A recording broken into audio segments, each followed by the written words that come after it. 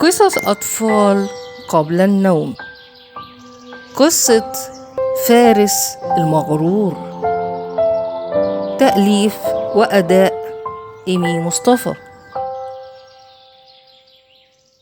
كان يا مكان وفي بيت جميل بيعيش طفل اسمه فارس. فارس كان ولد ذكي جدا وشاطر في حاجات كتير، متفوق في دراسته، بيحل أصعب الألغاز وبيرسم أجمل اللوحات. لكن فارس كان مغرور جدا، بقى حاسس إنه بيعرف كل شيء لوحده وبيرفض أي نصيحة من أي حد. ماما حاولت إنها تعلمه إنه يشارك ألعابه مع أصحابه، لكنه قال: أنا أعرف إزاي ألعب لوحدي، مش محتاج نصيحتك يا أمي. حاول بابا إنه يشرح له أهمية الاستماع للآخرين، لكن فارس جاوب ببرود: أنا ذكي كفاية علشان أفهم كل شيء لوحدي يا أبي. وبسبب غرور فارس وثقته الزايدة بنفسه بدأ الأولاد يبعدوا عنه. مفيش حد عايز يلعب معاه لأنه كان أشطر منهم دراسيا ويتباهى بذكائه وما يسمعش لأي رأي آخر. فارس شعر بالوحدة، لكن مش عارف إيه السبب. في يوم النشاط المدرسي، المدرسة نظمت لمسابقة الرسم السنوية. فارس كان واثق جدا إنه هو اللي هيفوز بالمسابقة لأنه رسام شاطر وموهوب. بدأت المسابقة وفارس بدأ يرسم لوحة كبيرة وجميلة.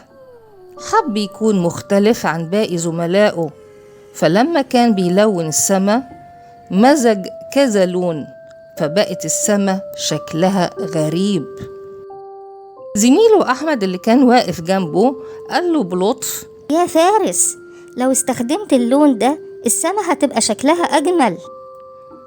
بص فارس لأحمد بغرور وقال له: أنا عارف كويس إزاي أرسم، ملكش دعوة باللوحة بتاعتي.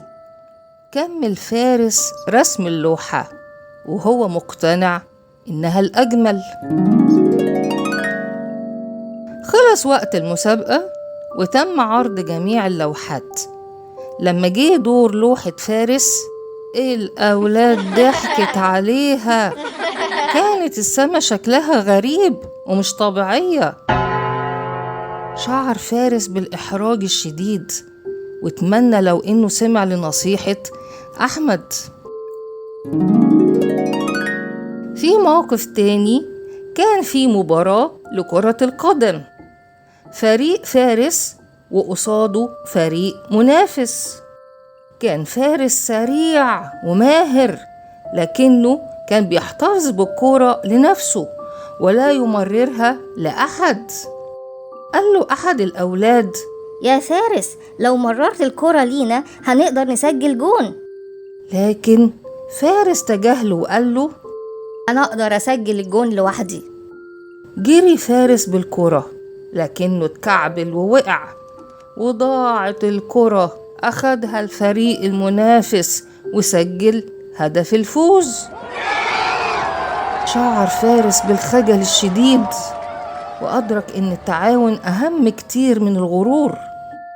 بعد المواقف المحرجة دي بدأ فارس يفتكر نصيحة باباه ومامته وافتكر إزاي ابتعد عنه أصحابه.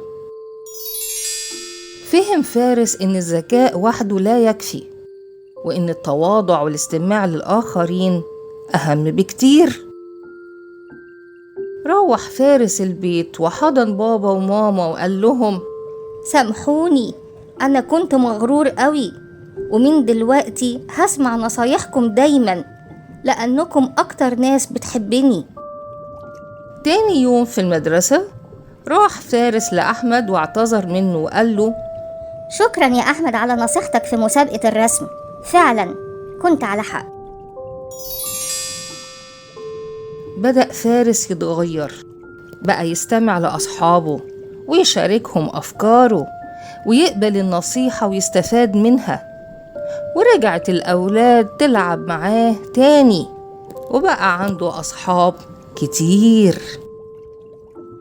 فارس اتعلم إن التواضع بيجعل الإنسان أقوى وأكثر سعادة، وإن الذكاء الحقيقي بيكون في القدرة على التعلم من الآخرين. ولغاية هنا الحدوتة خلصت، حلوة مش ملتوتة. وتصبحوا على خير يا حلوين.